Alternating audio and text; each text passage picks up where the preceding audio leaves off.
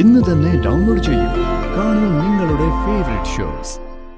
പിന്നെ ഭക്ഷണം കഴിച്ചു കഴിഞ്ഞിട്ട് കൈയും മുഖമൊക്കെ നന്നായിട്ട് സോപ്പിട്ട് കഴുകണം.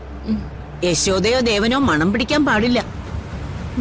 അതൊക്കെ ഞാൻ സൂക്ഷിച്ചോളാം മുത്തശ്ശി. കുറച്ചു കാലം അഭിനയിക്കാനൊക്കെ നടന്നതല്ലേ ഞാൻ. സിനിമയിൽ എനിക്കൊരു ഭാവി ഉണ്ടായില്ലെങ്കിലും ഈ അഭിനയം ഞാൻ കലക്കും.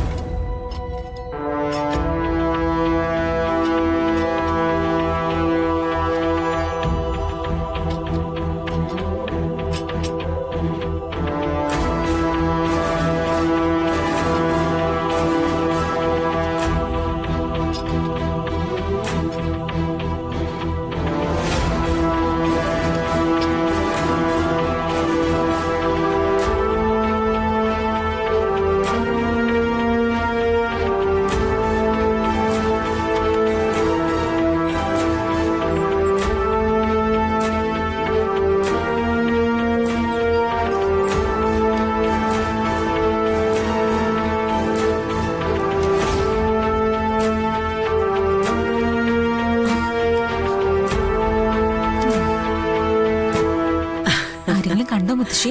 എവിടെ? രണ്ടെണ്ണം നല്ല ഉറക്കവാ. മുത്തശ്ശിക്ക് നിരാഹാരമല്ലേ? അത് നിന്റെ അച്ഛന്റെ അമ്മയുടെ മുന്നില്, എന്റെ മുന്നിലൊന്നും വേണ്ട. കഴിക്കേ.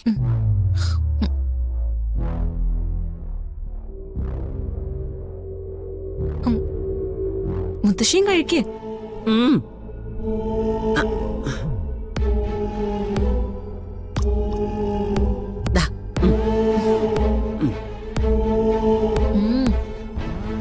നല്ല ടേസ്റ്റും അല്ല മുത്തശ്ശി? അതെ, പട്ടിണി കിടന്നിട്ട് ഭക്ഷണം കഴിക്കുമ്പോ നല്ല ടേസ്റ്റാ. അതിന് നമ്മള് പട്ടിണി അല്ലല്ലോ. നമ്മൾ തന്നെ പട്ടിണി കിടക്കണമെന്ന് എന്താ നിർബന്ധം? നിന്റെ അച്ഛനും അമ്മയും പട്ടിണി കിടക്കല്ലേ? ആ പട്ടിണി ഓർത്ത് ഓരോ പിടി വായിൽ വെച്ച് നോക്ക്, നല്ല രസം ഉണ്ടാവും. ഞാൻ ഭക്ഷണം കഴിച്ചില്ലെങ്കിൽ അച്ഛനും അമ്മയും ഒരിക്കലും കഴിക്കില്ലേ? എടി, പട്ടിണി കിടന്ന് ചാകട്ടെ രണ്ടെണ്ണവും. നിന്നെ തള്ളിക്കളഞ്ഞ് രാധികയെ സ്നേഹിച്ചതിനെ അനുഭവിക്കട്ടെ രണ്ടാളും. മോക്ക് എന്താ വേണ്ടതെന്ന് വെച്ചാ മുത്തശ്ശി ഉണ്ടാക്കിയോ വരുത്തിയോ തന്നോളാം. അച്ഛനമ്മമാരുടെ മുന്നിൽ നിരാഹാരം, മുത്തശ്ശിയുടെ മുന്നിൽ ഏത് നേരവും ആഹാരം. കേട്ടല്ലോ? അതെ, മുത്തശ്ശിക്ക് ഐഡിയ ഒക്കെ എവിടുന്ന് കിട്ടുന്നു? പണ്ടത്തെ കാലത്തും ഇങ്ങനെയൊക്കെ ഉണ്ടായിരുന്നോ? പിന്നെ നീ എന്താ വിചാരിച്ചത്? ഇതൊക്കെ നിന്റെ തലമുറ തുടങ്ങി വെച്ചതാണെന്നാണോ? ഹെടി, പണ്ട് ഞാൻ എന്റെ ആയ കാലത്ത് കാണിച്ചു കൂട്ടിയതൊന്നും നിന്നെ കൊണ്ട് കൂട്ടിയ കൂടില്ല. അതുകൊണ്ടേ നീ അങ്ങ് മിണ്ടാതിരുന്ന് കഴിച്ചു. പിന്നെ ഭക്ഷണം കഴിച്ചു കഴിഞ്ഞിട്ട് കൈയും മുഖമൊക്കെ നന്നായിട്ട് സോപ്പിട്ട് കഴുകണം. യശോദയോ ദേവനോ മണം പിടിക്കാൻ പാടില്ല. അതൊക്കെ ഞാൻ സൂക്ഷിച്ചോളാം മുത്തശ്ശി. കുറച്ചു കാലം അഭിനയിക്കാനൊക്കെ നടന്നതല്ലേ ഞാൻ. സിനിമയിൽ എനിക്കൊരു ഭാവി ഉണ്ടായില്ലെങ്കിലും ഈ അഭിനയം ഞാൻ കലക്കും.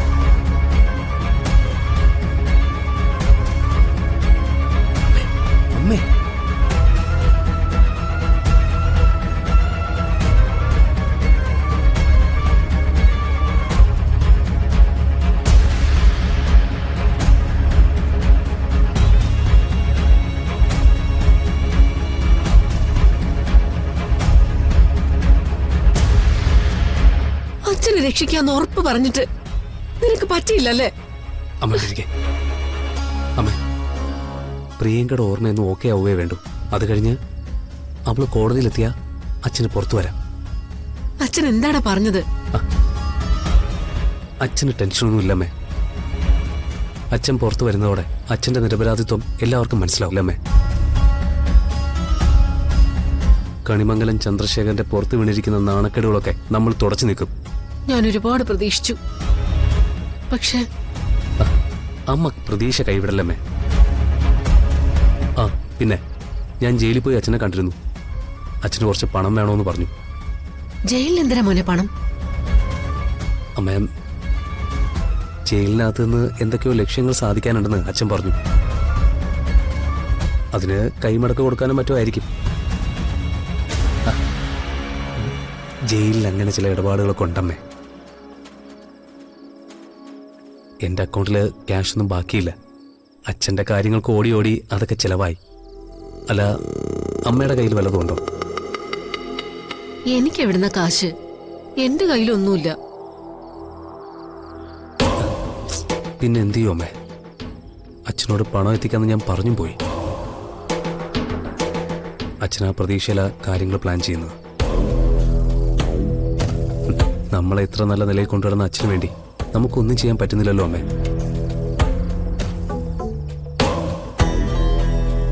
ചന്ദ്രേട്ടനൊരു കാര്യം തീരുമാനിച്ചിട്ടുണ്ടെങ്കിൽ അത് മാറ്റിവെക്കാനൊന്നും പറ്റില്ല. നടന്നേ പറ്റൂ. ഇനി ഒരു വഴിയേ ഉള്ളൂ. നീ എന്റെ കൂടെ വാ. എന്തിനാ അമ്മേ? പണം ഇല്ലെങ്കിൽ പണം ഉണ്ടാക്കണം. ഇത് കണിമംഗലല്ലേ, ഇവിടെ പണത്തിന് ഒരു ക്ഷാമവും ഇല്ല. നീ വാ, നീ എന്റെ കൂടെ വാ.